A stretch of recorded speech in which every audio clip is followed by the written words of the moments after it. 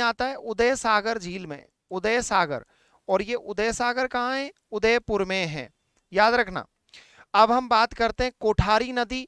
तो कोठारी नदी, कोठारी नदी ये नहीं है। माही नदी, माही नदी के बारे में आपको पता है? इसका राइट आंसर है काली सिंध, क्योंकि काली सिंध की सहायक नदी है। और काली सिंध अपना जल किस में डालती है? चंबल नदी में डालती है। किस में डालती है? चंबल नदी में डालती है। तो इसका राइट आंसर है ए। ये क्वेश्चन इधर बनाता है ना, इसमें एक्सप्लेन करने में।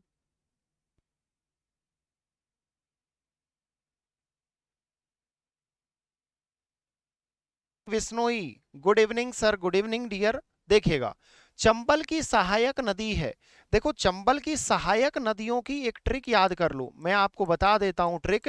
एक बार चंबल अपने पिताजी से कह रही थी कि बप्पा, मैं कूप जैसी, कूप जैसी बाकी क्यों हूं, बाकी क्यों हूं। तो पिता ने कहा कि बेटा, बचपन में तो आप बहुत सुंदर थी, लेकिन बाद में जब बड़ी हुई, जब आप बाकी टेढ़ी बाकी हो गई। क्योंकि ये चंबल नदी क्या है? टेढ़ी बाकी बहती है, वहां पर अवनाली का अपर्दन का निर्माण करती है। इसीलिए पिता ने कहा, काफी बार बच्चे बहुत सुंदर होते हैं छोटे छोटे, लेकिन जब बड़े होते हैं तो ज्यादा सुंदर नहीं लगते। तो बा से हो गई आपकी बामणी नदी, जिसे ब्राह्मणी कहते हैं। क्या कहते हैं? ब्राह्मणी नदी। ठीक है। पा से हो गई आपकी पार्वती नदी। में से हो गई आपकी मेज नदी। कू से हो गई आपकी कुनू नदी। फिर कू से हो गई आपकी कुराल नदी। पे से हो गई आपकी परवन नदी, परवन। बा से हो गई आपकी बनास नदी। और कैसे हो गई आपकी काली सिंध नदी। तो आपको समझ आ गया होगा, ये सभी नदियां किसकी सहायक नदी हैं? चंबल की सहायक नदी हैं। अब इसमें से ट्रू फॉल्स बता दीजिए। जवाई ट्रू है या फॉल्स है? सर फॉल्स है। माही ट्रू है या फॉल्स? फॉल्स है। इसके बाद जाखम बताइएगा, जाखम फॉल्स है। तो इसका राइट आंसर है काली सिंध, क्योंकि काली सिंध किसकी सहायक नदी है? चंबल की सहायक नदी है। अगला क्वेश्चन लीजिए और बताओ। इधर से हटा दिया आपने। चलो, बहुत अच्छी बात है। इस क्वेश्चन का आंसर दीजिए। क्वेश्चन ये कहना चाह रहा है कि काली सिंध की सहायक नदी नहीं है। इनमें से आपको बताना है कि काली सिंध की कौन सी नदी सहायक नदी नहीं है, यानी काली सिंध में उसका पानी नहीं जाता है। देखते हैं कौन कौन इसका राइट आंसर देंगे।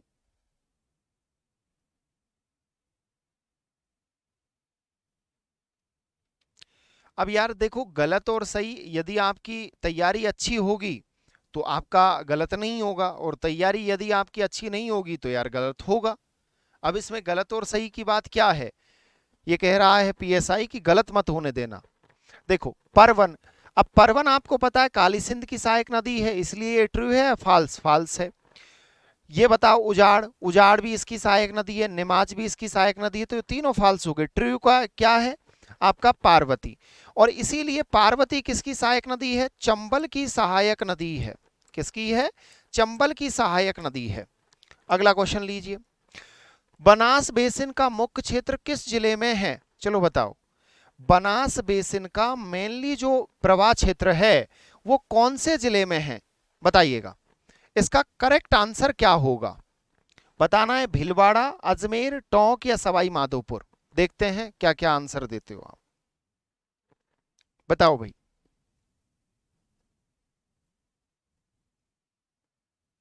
सी बता रहे हैं, टोंक में। चलो देखते हैं।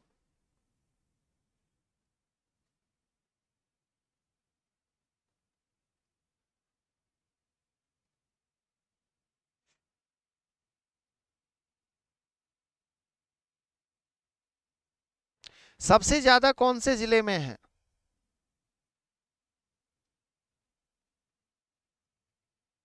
मुकेश कुमार मीना बी बता रहे हैं। एक हमारे मित्र, बताओ। यहां पूछा गया बनास बेसिन का मुख्य क्षेत्र किस जिले में है।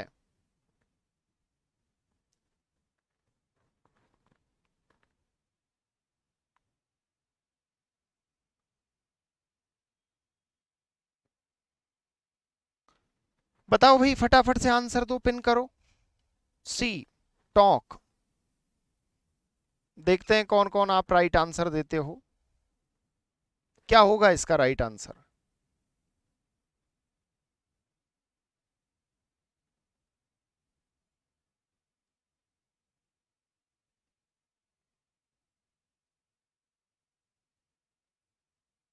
सबसे ज्यादा बनास नदी कौन से जिले में है? यानी इसका सबसे ज्यादा वाइल्ड जो बेसिन है वो कौन से जिले में है, बताइएगा। अब आपको यह भी पता होना चाहिए कि बनास नदी कितने जिलों में बह रही है। तो ए में, याद रखना इसका उद्गम राजसमंद से होता है। इसकी एक ट्रिक बना रखी है मैंने, रांची भी रांची भी टोस लेगी। क्या लेगी? रांची भी टोस लेगी। तो रा से राजसमंद हो गया, ची से आपका चित्तौड़ हो गया, भी से आपका भीलवाड़ा हो गया, अभी से अजमेर हो गया, और टौ से आपका टोंक हो गया, और से आपका सवाई माधोपुर हो गया। ठीक है, तो इसका करेक्ट आंसर क्या है? सवाई माधोपुर तो किसी भी रूप में नहीं होगा। ठीक है, सवाई माधोपुर यदि कोई दे रहा है तो ये तो आपका गलत आंसर हो गया। बेटा इसका टोंक ही है। क्या है? टोंक। आगे देखो, अगला क्वेश्चन लो। निम्नलिखित नदियों में से कौन सी नदी अध्यारोपित नदी का उदाहरण है, बताइएगा। अध्यारोपित नदी कौन सी है, बताओ। राजस्थान में अध्यारोपित नदी कौन सी है? दो भाई इसका करेक्ट आंसर। देखते हैं कौन कौन देते हैं। Priyanka Saini, good evening sir ji, good evening dear, स्वागत है आपका। और एक बार सेशन को और शेयर कर दो मिलके सभी।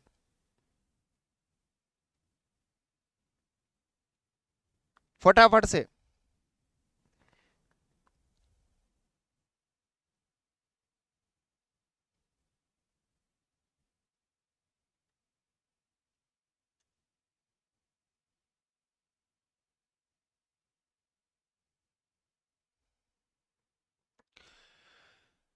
Thank you.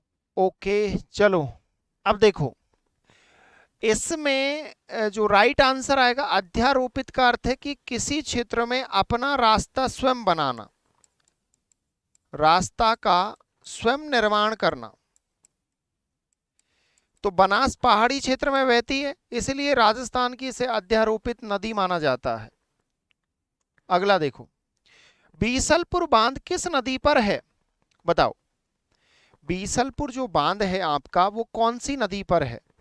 अब देखो बीसलपुर बांध, याद रखना बीसलपुर के बारे में, राजस्थान की सबसे बड़ी पेयजल परियोजना है। पेयजल परियोजना है बीसलपुर, याद रखना। इस बीसलपुर जो बांध है, इससे जयपुर, टोंक, अजमेर, केकड़ी आदि जो क्षेत्र हैं, इनको पेयजल आपूर्ति की जाती है। क्या की जाती है? पेयजल आपूर्ति की जाती है। इसे जो वित्तीय सहायता मिल रही है, यानी इसे जो पैसे की हेल्प मिल रही है, वो नाबार्ड से मिल रही है। नाबार्ड की एक संस्था है, वो इसको पैसा देती है, यानी इसके सुदृढ़ यानी इसको बेहतर बनाने के लिए। ठीक है, तो इसका जो राइट आंसर है वो बनास नदी पर है, और बीसलपुर बांध बेसिकली आपके टोंक जिले में है। कहां पर है? टोंक जिले में। अगला क्वेश्चन लो, देखो कितना प्यारा क्वेश्चन है। आहड़ नदी का नाम उदय सागर के बाद में हो जाता है, यानी आहड़ नदी को उदय सागर के बाद किस नाम से जाना जाता है? कॉपी पेस्ट मत करो, आंसर दो। चलो बताओ। देखो आपको पता है कि सर यहां पर एक पहाड़ी है गोगुंदा, इस गोगुंदा से इसका ओरिजिन होता है उदयपुर से, और उदयपुर से निकलने के बाद यह नदी अपना जल उदय सागर में डाल देती है। अब उदय सागर एक लेक है, इसका निर्माण 1559 में उदय सिंह ने करवाया था। जो मेवाड़ के महाराणा थे। उसके बाद इस नदी का जल किस नाम से जाना जाता है? तो इसे आहड़ नदी कहते हैं, आयड़ नदी कहते हैं, और इसके बाद में ये बेड़च नदी हो जाती है। और याद रखना कि इस आयड़ नदी के किनारे एक सभ्यता मिली है जिसे आहड़ सभ्यता कहते हैं। क्या कहते हैं? आहड़ सभ्यता कहते हैं। तो इसका राइट आंसर क्या होगा? बेड़च। क्या होगा भाई? बेड़च। और ये किसकी सहायक नदी है? ये आपके बनास की सहायक नदी है। बस हो गया क्वेश्चन सॉल्व। चलो अगला क्वेश्चन देखो, बताओ इसका राइट आंसर क्या होगा। निम्नलिखित में से कौन सा कथन बेड़च नदी के संबंध में सही नहीं है, यानी रॉन्ग है? बताओ। अब बेड़च नदी का कौन सा कथन रॉन्ग है? अभी मैंने आपको जितने भी कॉन्सेप्ट थे वो सभी आपको समझा दिए हैं। बताइएगा। यह गोगुंदा उदयपुर से उद्गमित होती है, यानी इसका उद्गम होता है, तो ये तो भैया सही है, यानी ये तो आंसर होगा नहीं। यह गंगा नदी बेसिन के अंतर्गत आती है, क्या ये बात राइट है क्या? गंभीरी और औरई इसकी सहायक नदी है, ये भी बात राइट है क्या? यह गुलाबपुरा भीलवाड़ा के निकट बनास में मिल जाती है। अरे भाई, गुलाबपुरा भीलवाड़ा में मिलती है क्या? नो। आपको पता है कि बनास, बेड़च और मनाल, ये तीनों का एक त्रिवेणी संगम बनता है। क्या बनता है? एक त्रिवेणी संगम बनता है। और ये त्रिवेणी संगम कहां पर है? बीगोद भीलवाड़ा में है, ये गुलाबपुरा में नहीं है। तो बीगोद भीलवाड़ा में तीनों नदियां एक साथ मिलती हैं। और दूसरी बात, ये गंगा बेसिन के अंतर्गत आती है, क्योंकि बनास किस में जाकर मिलती है? आप सभी को पता है कि बनास सर चंबल में और चंबल गंगा में। ये गंभीरी और औरई इसकी सहायक नदियां हैं, यानी गंभीरी और औरई इसमें जल डालती हैं, इसलिए इसका राइट आंसर 4 नंबर होगा। अगला क्वेश्चन लीजिए।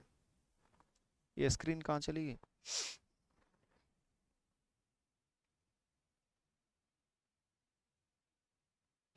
बताओ।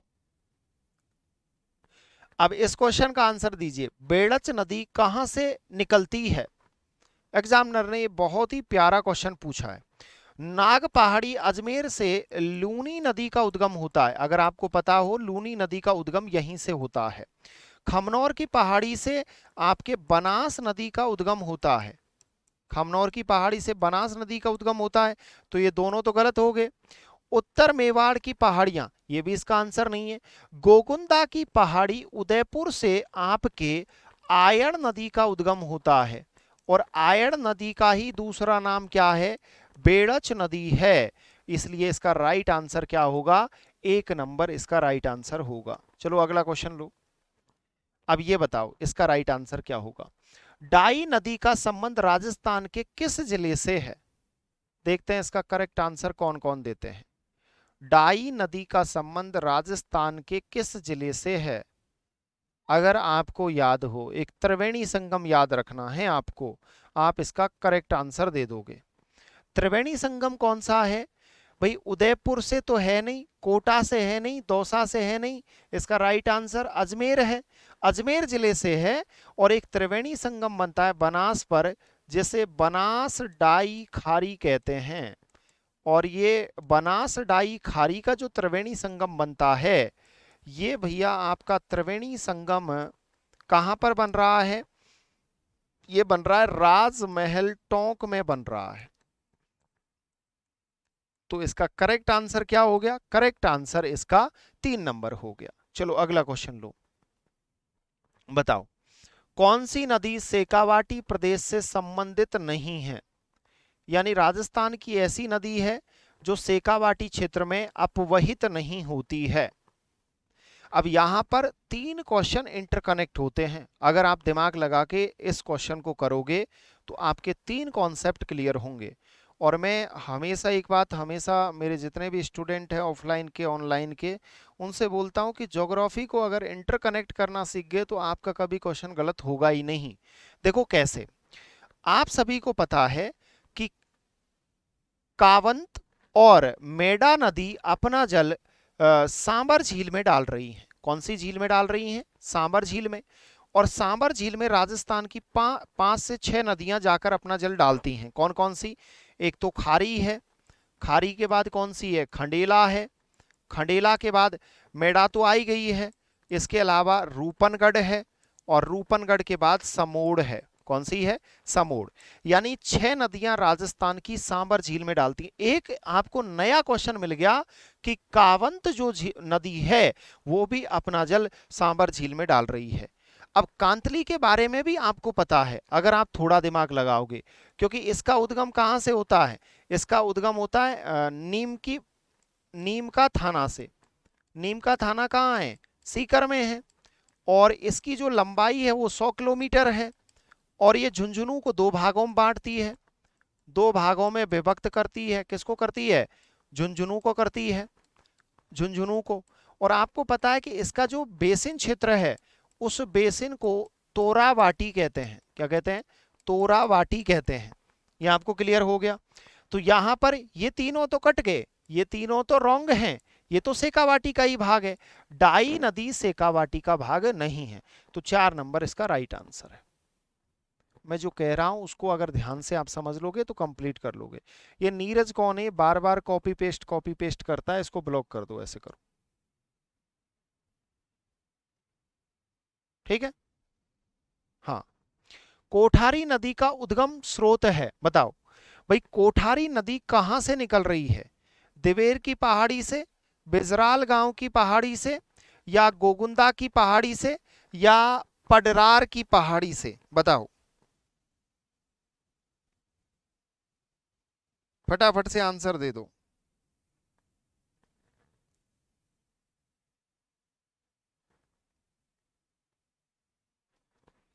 बताओ भाई। अब देखो, इसको ध्यान से देख लो। आपको पता है कि सर गोगुंदा से कौन सी निकल रही है? आयड़ नदी। आयड़ नदी का उद्गम स्थान यही है, गोगुंदा है। दिवेर, जो दिवेर है, दिवेर राजसमंद में है। यहां पर एक युद्ध हुआ था 1581 में, 81-82 में, दिवेर का युद्ध, आपको याद हो। बिजराल गांव की पहाड़ी, बिजराल गांव की पहाड़ी कहां है? राजसमंद से, राजसमंद में है। और यहां से कौन सी नदी का उद्गम होता है? कोठारी नदी का उद्गम होता है। कौन सी नदी का? कोठारी नदी का उद्गम होता है। तो इसका राइट आंसर ए है। और कोठारी नदी के किनारे भीलवाड़ा में बागोर सभ्यता है। कौन सा सिविलाइजेशन है? बागोर सभ्यता है। कोठारी नदी के किनारे भीलवाड़ा में बागोर सभ्यता है। ये भीलवाड़ा में है, याद रखना। कहां पर है? भीलवाड़ा में। ठीक है, अगला क्वेश्चन लीजिए। चलो बताओ इस क्वेश्चन का आंसर क्या होगा? भीलवाड़ा जिले की नर्मदा नदी, भीलवाड़ा जिले की नदी पर बागोर स्थित है। बताओ कौन सी नदी पर है? लूनी पर थोड़ी ना है, अभी मैंने आपको बताया जस्ट। बताओ।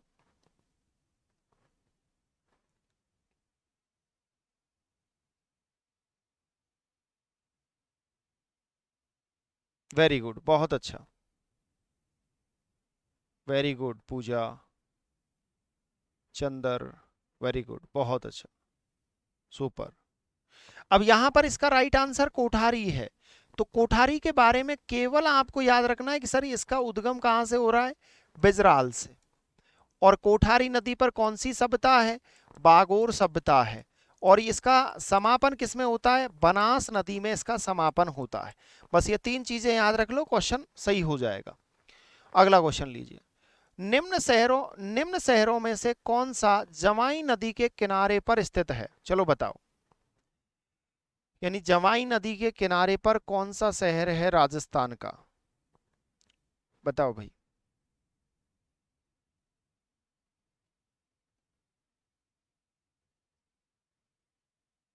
Very good, Radhe Shyam, very good, अच्छी बात है।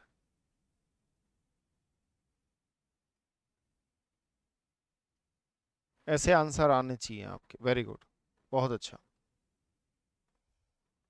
अब यहां पर समझना आप मेरी बात को कि एग्जामिनर कह रहा है कि कौन सा शहर है। तो आप सभी को पता है कि सर पाली शहर है। अब मेरा क्वेश्चन आपसे यह है कि जालोर शहर कौन सी नदी के किनारे पर है? आपको बताना है कमेंट बॉक्स में। चलो अगला देखो। ऋग्वेद में उल्लेखित नदी है, कौन सी नदी का उल्लेख ऋग्वेद में किया गया है? अगर हम चारों ऑप्शनों का एनालिसिस करके देखें तो आपको पता है कि सर यहां पर लूनी नदी का उद्गम नाग पहाड़ी से होता है, नाग पहाड़ी से। और नाग पहाड़ी कहाँ है? अजमेर में है। और इसका जो बेसिन क्षेत्र है उसे गौडवाड़ बेसिन कहते हैं, गौडवाड़ प्रदेश के नाम से जाना जाता है। इसका ही क्षेत्र है जिसे नेहड़ प्रदेश कहते हैं। क्या कहते हैं? नेहड़ प्रदेश कहते हैं। और इसी के बेसिन क्षेत्र में एक झील है जिसे पंचपदरा कहते हैं, पंचपदरा।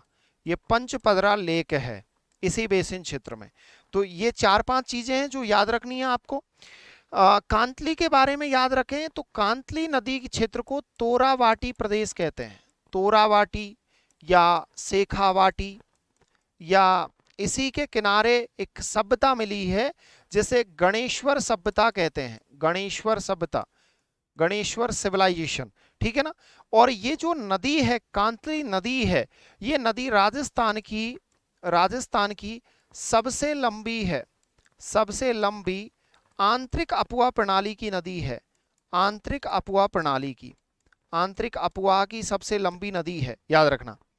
अब यदि इस क्वेश्चन का हम एनालिसिस करें तो काकनी नदी केवल जैसलमेर में बहती है, और ये जैसलमेर में, और इसके बारे में आप याद रखना इसे मसूरदी नदी भी कहते हैं। कौन सी नदी कहते हैं? मसूरदी नदी के नाम से भी जाना जाता है। इससे संबंधित एक तो भुज झील है जो जैसलमेर में है, और एक आपके मीठा की खाड़ी है जो आपके जैसलमेर में है। अगर इतनी चीजें आपके दिमाग में रह गई तो एग्जाम में कैसा भी क्वेश्चन आ जाए उसको खत्म कर दोगे, है ना। तो ये तीनों रॉन्ग हैं, तो तीनों रॉन्ग हैं, तो इसका राइट आंसर सरस्वती बचा। कौन सा बचा? सरस्वती। चलो अगला क्वेश्चन लो। राजस्थान के निम्न जिलों में से किस में द्रववती नदी का जल प्रदूषण से संबंधित समस्या का सामना कर रहा है? यानी द्रववती नदी और वर्तमान में प्रदूषित नाला बन चुका है। तो ये जयपुर शहर का है, और इसको मतलब इसका सौंदर्यीकरण जो किया गया है, यानी सौंदर्यीकरण जो किया है वो हमारी पूर्व सीएम थी वसुंधरा राजे, वसुंधरा राजे। तो वसुंधरा राजे जी ने इनका सौंदर्यीकरण किया गया था, और वर्तमान में ये स्वच्छ नाला बन रहा है। तिलवाड़ा में लूनी नदी से नदी मिलती है, बताओ। तिलवाड़ा बाड़मेर की बात कर रहा है। अच्छा, आपके पास ही है टिंकू, अच्छी बात है। बताओ इसका आंसर क्या होगा?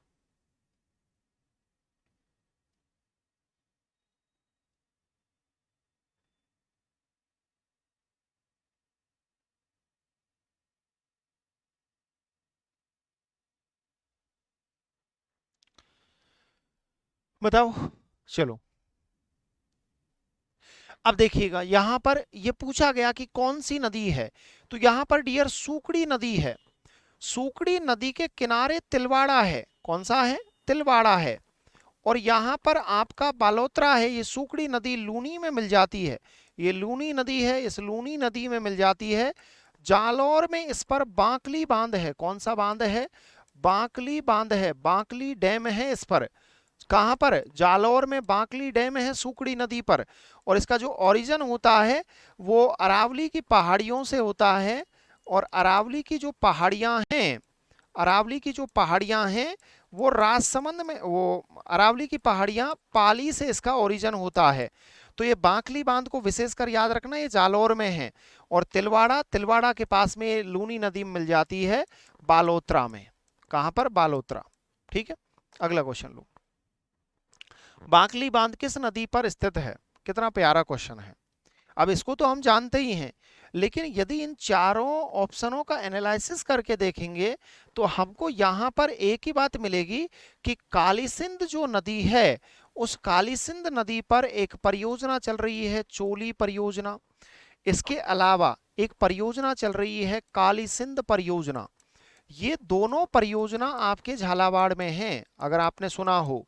कहां पर है? झालावाड़ में है। अब यदि हम देखें कि सर साहिबी का कोई लेना देना नहीं है यहां से। इसके अलावा लूनी नदी के बारे में आप सभी जानते होंगे। मैं आपसे एक क्वेश्चन पूछ रहा हूं कि लूनी नदी पर कौन सी परियोजना संचालित है? कौन सी परियोजना है लूनी नदी पर? मेरा एक क्वेश्चन है तुमसे, आंसर देना। ये सूकड़ी नदी पर है और ये बांकली जो बांध है ये बेटा जालौर में है। कहां पर है? जालौर में है। अगला देखो, क्वेश्चन पढ़ लो ध्यान से। निम्नलिखित में से राजस्थान के कौन से जिलों में नदी नहीं है? यानी ये नदी विहीन जिले हैं, इसे हम विहीन जिला मान सकते हैं कि यहां पर कोई नदी नहीं है। तो ऐसे दो अभागे जिले हैं जिनमें कोई नदी नहीं है, ईश्वर ने इनको नदी नहीं दिया, प्रकृति ने। बीकानेर और चूरू, प्रकृति ने इनसे छीन लिया। तो बीकानेर और चूरू में कोई नदी नहीं है, याद रखना ये बात मेरी। अगला देखो, शेखावाटी प्रदेश के कौन से जिले में कोई भी नदी नहीं पाई जाती? अब देखो शेखावाटी, और आपको दो चीजें याद रखना है, एक तो आपको शेखावाटी याद रखना है और एक बेटा आपको बांगर या बांगड़ प्रदेश याद रखना है। आप कहोगे सर ये क्यों याद रखें? क्योंकि इसके क्वेश्चन सबसे ज्यादा पूछे जाते हैं। शेखावाटी में एक आपका चूरू जिला आता है, इसके अलावा आपका झुंझुनू जिला आता है, इसके अलावा आपका सीकर जिला आता है और इसके अलावा आपका उत्तरी नागौर जिला आता है, उत्तरी नागौर जिला। ठीक है ना? लेकिन याद रखना कि बांगड़ या जो बांगर जिला है इसमें ये तो आते ही हैं, प्लस इसके साथ आप संपूर्ण नागौर यानी नागौर का संपूर्ण भाग और इसके अलावा आप डिडवाना और कुचामन को यदि ऐड कर दोगे तो यहां पर ये पूरा क्षेत्र आपका क्या बन जाएगा? आपका बांगर या बांगड़ प्रदेश बन जाएगा। एक बात आप जरूर याद रखना कि वर्तमान में अब उत्तरी नागौर वाला भाग नहीं रहा, तो इसकी जगह ये काटना तो मत, लेकिन एग्जाम में कैसे पूछ सकता है, डिडवाना कुचामन कर देना। समझ गए ना मेरी बात को? चलो अच्छी बात है, आप समझे इस बात को। तो यहां पर राइट जो आंसर होगा वो क्या होगा? इसमें आपका चूरू, हाँ इसका राइट आंसर चूरू है क्योंकि चूरू नदी विहीन जिला है। अगला क्वेश्चन लीजिए, पढ़िएगा। बीकानेर में प्रवाहित होने वाली नदी है, बताइएगा क्या बीकानेर में कोई नदी बह रही है? सर आपके कमेंट पर ध्यान नहीं है बेटा, कमेंट मुझे दिख रहे हैं लेकिन मैं ज्यादा बात करूंगा तो फिर कम चीजें करवा पाऊंगा। समझ रहे हो? हरिओम, मुझे दिख रहे हैं और आपका नाम लूं तो आप प्रधानमंत्री तो हो नहीं, इसलिए आपका नाम लूं। हाँ भैया आप स्टूडेंट हो तो आप पढ़ने पर ध्यान दो ना, कमेंटों में क्या झुंझुना बजाओगे? अब देखो यहां पर बीकानेर जिले में कौन सी, कोई नदी है ही नहीं बीकानेर जिले में। बीकानेर जिला नदी विहीन जिला है। घग्गर के बारे में कुछ चीजें आप हमेशा याद रखना। सर नाली प्रदेश का नाम आ जाए घग्गर नदी कर देना, घग्गर प्रदेश का नाम आ जाए घग्गर नदी कर देना, पाट प्रदेश का नाम आ जाए घग्गर नदी कर देना, सरस्वती नदी पूछा जाए घग्गर नदी कर देना। हाँ सरस्वती नदी पूछा जाए घग्गर कर देना, ठीक है। मृत नदी पूछा जाए घग्गर कर देना। इसके अलावा द्वेषद्विती नदी पूछा जाए घग्गर कर देना। इतने सारे क्वेश्चन आ चुके हैं एग्जाम में, अगर आप थोड़ा सा एनालिसिस करके देखोगे। हरिओम में गुस्सा नहीं हो रहा, मैं आपसे गुस्सा क्यों होऊंगा, लेकिन आपने कहा कि सर कमेंट नहीं पढ़ रहे। कमेंट से ज्यादा आप इन चीजों पर ध्यान दोगे तो एग्जाम पास हो जाएगी। अब देखो, जब पुष्कर की पहाड़ियों में भारी वर्षा होती है तो बाढ़ कहां आती है? ये पूछा गया एग्जामिनर के द्वारा कि जब पुष्कर की पहाड़ियों में भारी वर्षा होती है तो बाढ़ से ग्रसित कौन सा होता है? भाई यहां पुष्कर की पहाड़ियों का नाम लिया है तो संभावित तौर पे लूनी नदी की बात कर रहा है, और संभावित तौर पे जब लूनी नदी की बात कर रहा है तो यहां अजमेर और यहां सवाई माधोपुर और यहां सोजत, ये तीनों तो बोल्ड हो जाएंगे। तो फिर क्या बचेगा? फिर बचेगा अपना एकल्ला बालोतरा। तो बाढ़ से ग्रसित राजस्थान के दो ऐसे स्थान हैं जो नदियों में जब वर्षा ज्यादा होती है यानी पानी ज्यादा आता है तो बाढ़ आती है। तो बाढ़ से ग्रसित दो ऐसे स्थान हैं, एक तो आपका बालोतरा है, कौन सा है? एक तो आपका बालोतरा है, और दूसरा जो ग्रसित आपका क्षेत्र है बालोतरा के बाद तो वो हनुमानगढ़ है। और हनुमानगढ़ का एक क्षेत्र है जहां पर जंक्शन है, जंक्शन है। तो हनुमानगढ़ जंक्शन ये आपके बाढ़ से ग्रसित रहता है, तो इसका राइट आंसर बालोतरा है। राजस्थान के कौन से कस्बे का धरातल स्तर आपके पास की नदी के पेटे के स्तर से भी नीचा है? अब यहाँ पे विद्यार्थी गलत करेगा, उसने धरातल की बात की है और उसने कस्बे की बात की है। अब देखते हैं, क्योंकि ये कॉमन सेंस, देखो जितना अच्छा एक स्टूडेंट का कॉमन सेंस होगा उतना अच्छा एग्जाम फाइटर होगा, एग्जाम वॉरियर होगा। और जितना कम स्टूडेंट का कॉमन सेंस होगा उतना डिक्रीज वॉरियर होगा। समझ गए? तो अगर आपको कॉमन सेंस यूज नहीं करोगे तो एग्जाम में फेल होगे, कोई नहीं रोक सकता, रट लो कितना भी। कॉमन सेंस का है, उसने पूछा है कि धरातल कस्बे की बात बोली है, तो कस्बा है तो बेटा बालोतरा आएगा इसका आंसर। क्या आएगा? बालोतरा, क्योंकि कस्बा यानी किसी टाउन की बात कर रहा है। मांडलगढ़ के निकट निकट त्रिवेणी पर कौन सी 3 नदियां मिलती हैं? अब देखो विद्यार्थी इसको बीगोद की जगह मांडलगढ़ कर देते हैं। बेटा समझो, इसने बोला है मांडलगढ़ के निकट, तो निकट जो त्रिवेणी संगम है वो बीगोद में ही है। कहां पर है?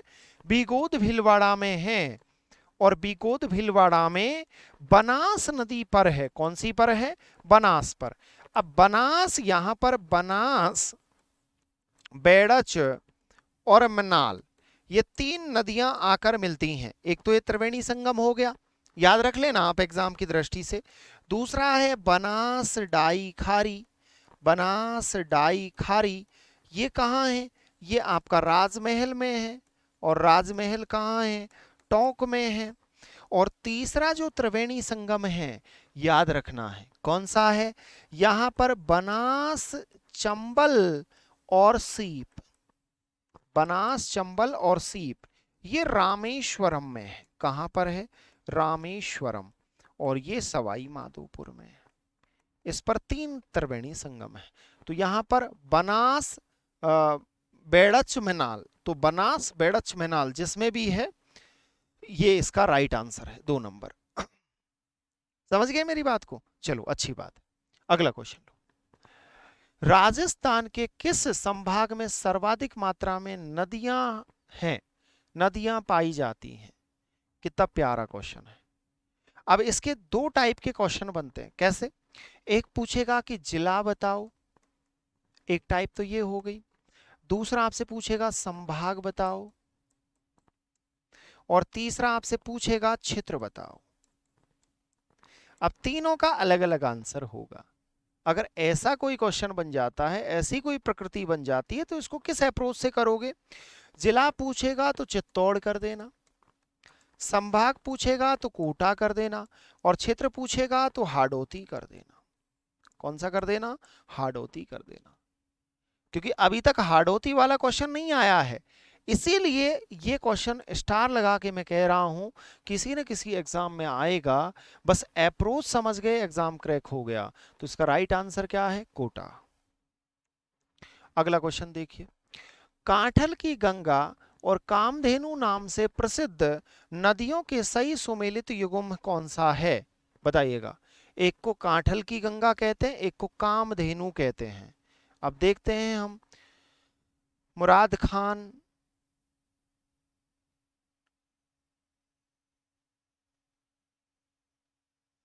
चलो बताओ बेटा आंसर क्या होगा, फटाफट दो।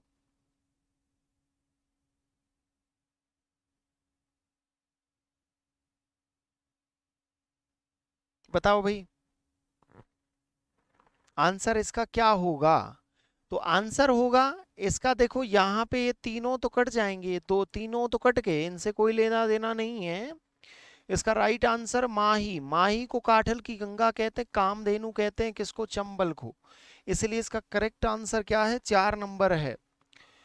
अपुआ क्षेत्र के विस्तार की दृष्टि से राजस्थान के नदी तंत्र का सही आरोही क्रम बताओ। पहली बात, ऐसे क्वेश्चन हमेशा गलत आए हैं। जब जैसे ही नदियां समाप्त हो जाएंगी तो एक में आपको अपुआ क्षेत्र क्या है, ये कुछ बेसिक जो कॉन्सेप्ट है ना, वो बेसिक कॉन्सेप्ट मैं आपको बताऊंगा, और उनको एक बार आप समझ लेना तो उससे आपका क्वेश्चन गलत नहीं होगा। ठीक है, चलो अगला क्वेश्चन लो। नदी जिसका अपुआ क्षेत्र सर्वाधिक है, बताओ राजस्थान की कौन सी नदी है जिसका अपुआ क्षेत्र सबसे बड़ा है। देखते हैं इसका आंसर कौन कौन देते हैं।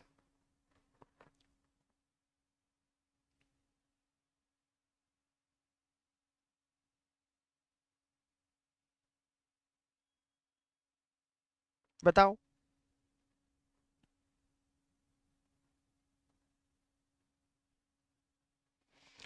अब देखो इसका जो राइट आंसर है वो बनास नदी है। कौन सा है? बनास, क्योंकि इन सब नदियों का तो अपुआ क्षेत्र सर्वाधिक होगा नहीं। अपुआ क्षेत्र ये भी छोड़ दीजिए, अगला क्वेश्चन लीजिए। राजस्थान में सबसे विस्तृत अपुआ क्षेत्र है, ये भी छोड़ दो आप। राजस्थान राज्य के भू क्षेत्र की लंबाई की दृष्टि से नदियों का सही आरोही क्रम बताइए। यानी राजस्थान में लंबाई की दृष्टि से आरोही क्रम बताना है। देखते हैं इसका कौन कौन करेक्ट आंसर देते हैं, चलो बताओ।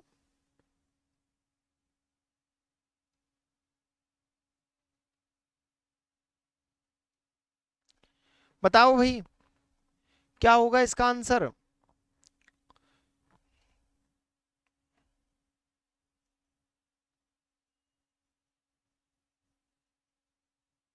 बताओ इसका राइट आंसर क्या होगा?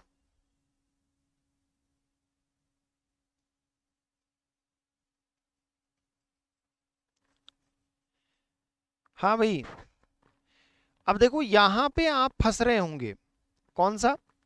कांतली नदी की तो 100 किलोमीटर है, और कांतली के बाद चंबल आ गई, चंबल के बाद लूनी, और लूनी के बाद बनास।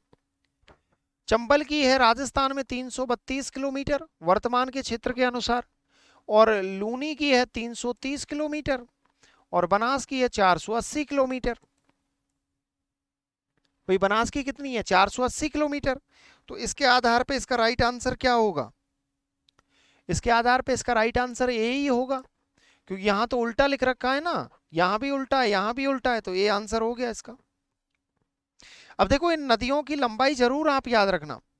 अगला देखो, अगला क्वेश्चन बताओ। नदियों की लंबाई के संबंध में निम्न में से कौन सा कथन गलत है? गलत बताना है। देखते हैं इसका राइट आंसर कौन कौन देते हैं।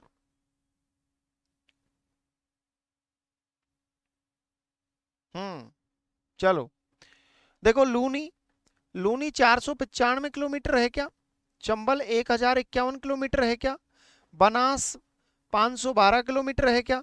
माही, ये माही का गलत है, माही का गलत है, क्योंकि बाकी सबका सही है, माही का गलत है, क्योंकि माही नदी की जो लंबाई है वो 576 किलोमीटर है, इसमें 467 दे रखा है, इसलिए ये राइट आंसर 4 नंबर है। अगला देखो क्वेश्चन। चंबल घाटी में चंबल सहित पूर्व से पश्चिम दिशा में निम्नलिखित 4 नदियों का क्रम बताओ। पूरब से पश्चिम, पूरब से पश्चिम बताना है, बताओ भाई।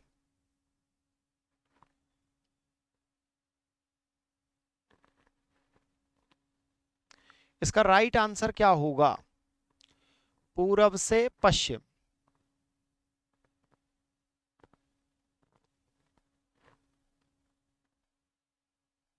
बताओ।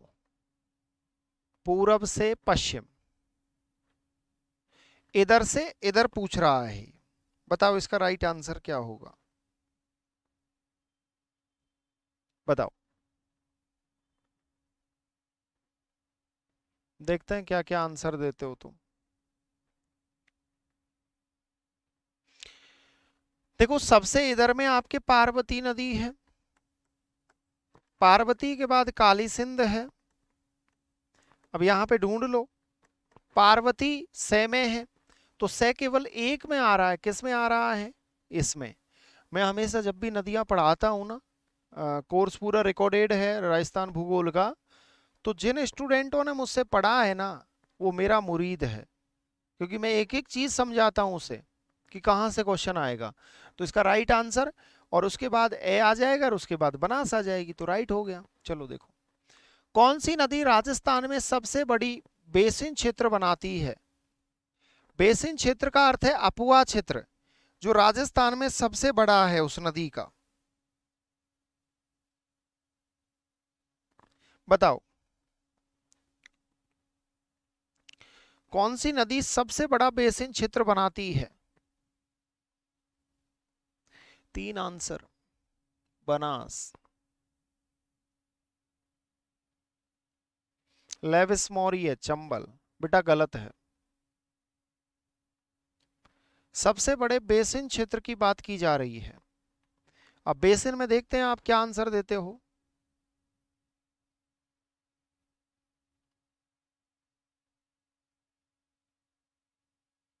हाँ, कॉन्फिडेंस तो होना चाहिए। दुनिया का सबसे बड़ा सफलता का सूत्र है कॉन्फिडेंस। सबका लगभग गलत आंसर है। किसी ने ये आंसर नहीं दिया है बेटा। लूनी का है सबसे बड़ा बेसिन क्षेत्र, 20%। बनास का है 13%। चंबल का है 9%। अब ये बताऊंगा आपको, मैंने कहा ना अपुआ क्षेत्र और बेसिन क्षेत्र ये गलत होते हैं आपके क्वेश्चन। बताओ जल उपलब्धता के आधार पे कौन सी नदी बेसिन राजस्थान में द्वितीय स्थान रखता है? यहां पर जल उपलब्धता पूछी गई है। क्या पूछी गई है? जल उपलब्धता, यानी जिसको सबसे ज्यादा जल मिलता है, कौन सी नदी को मिलता है? देखते हैं कौन कौन इसका राइट आंसर देते हैं।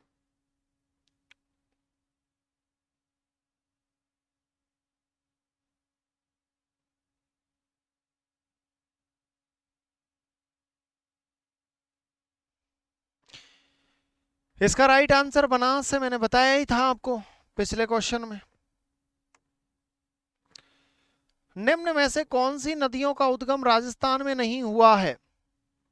यानी उनका ओरिजिन राजस्थान में होता ही नहीं है। बताओ। चंबल का नहीं होता, तो एक तो ये हो गया। पश्चिमी बनास का तो राजस्थान में होता है, ये तो रॉन्ग है। साबरमती का भी राजस्थान में होता है, तो एक और तीन। और एक और तीन किस में आ रहा है? एक और तीन इसमें आ रहा है, तो इसका राइट आंसर 3 नंबर है। बस। अगला क्वेश्चन लो। निम्नलिखित नदी समूह में से किस समूह का उद्गम स्थल राजस्थान में नहीं है? देखो अगली बार भी यही क्वेश्चन पूछा गया। चलो बताओ, कमेंट करो। और पहली बार जो जुड़े हैं चैनल को जरूर ज्वाइन कर लेना। आप सभी का विशेष स्वागत है। जिनको अच्छी लग रही है क्लास और मोस्ट यूजफुल है, पहले हम राजस्थान ज्योग्राफी कर रहे हैं कंप्लीट पूरा, तो आप ज्वाइन कर लेना।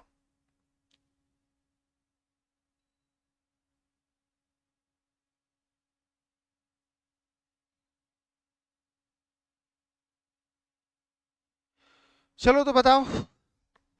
इसका राइट आंसर साबरमती तो राजस्थान से उद्गम होता है ना।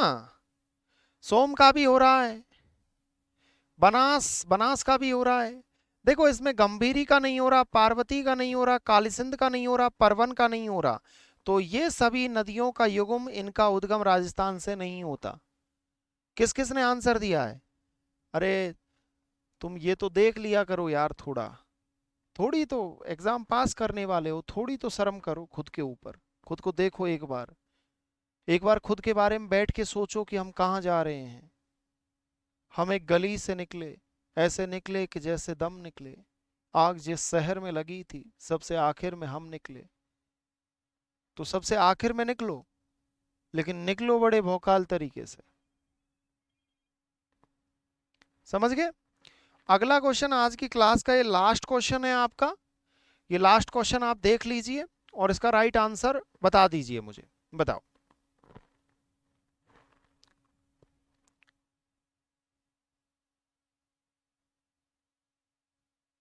बताओ भाई, सही कौन सा है इसमें से, वो आपको बताना है। और इस क्वेश्चन को कल करेंगे हम, ये मुझे याद रहेगा। ठीक है, स्टार लगा दिया है इस पे।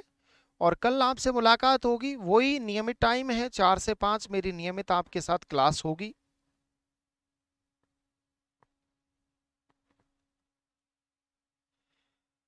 वीरू लिख रहा है कि रीट में जिए जा रहे हैं, क्या होगा पता नहीं। तुम अपने जीवन में किसी कार्य को अगर शिद्दत के साथ कर लो तो दुनिया की कोई भी ऐसी चीज नहीं है जो तुमको मात दे जाए। लेकिन विद्यार्थी से शिद्दत के साथ और बेस्ट अप्रोच के साथ तैयारी होती नहीं है। बेस्ट अप्रोच दुनिया की सबसे बड़ा ब्रह्मास्त्र है। लेकिन अब तुम मेरी क्लास में डेली अगर रेगुलर बने रहोगे तो 15 क्वेश्चन में आपको एग्जाम में दिलवा दूंगा। अब जितने तुम पे सही 2 हुए 4 हुए ये मेरे ऊपर डिपेंड नहीं है, वो तुम्हारे ऊपर है। जय श्री राम देव सुथार, नमस्कार डियर। चलो कल आपसे मुलाकात करेंगे।